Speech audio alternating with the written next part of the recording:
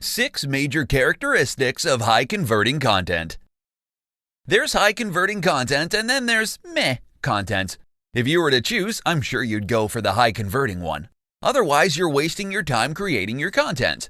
In this presentation, you're going to learn about the 6 major characteristics your content needs to have if you want it to convert exceptionally well. Number 1. Use numbers in your headlines. It's a fact that people are attracted to numbers and will ultimately choose to click on an article with a number in the headline. Titles like 5 different ways to earn $1,000 online in as little as 7 days will get more clicks than a generic title like Easy Ways to Earn Money Online. Number 2. Clear headlines perform better. Clickbait titles are out. They may have been popular just a few years ago, but nowadays people are wary of these kinds of overly sensationalized titles. When planning your headline, make sure you clue your reader on what they can expect from your content. This helps to set their expectations. Number 3. Hook your readers with your introduction.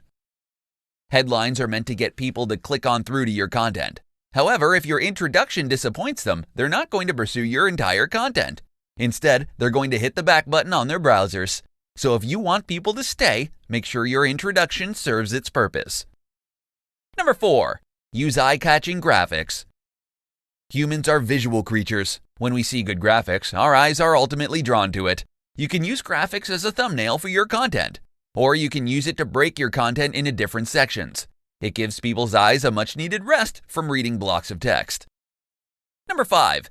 Use plenty of white space. If you've got too many things going on your site, you're basically making it hard for people to stay on your site and consume your content. White space is important in web and graphic design. It makes your site and your content look tidy and neat. It encourages people to read your content and make them feel comfortable while doing so. Number 6. Clear call to action. Your content needs a prominent call to action. This is why you're doing content marketing in the first place.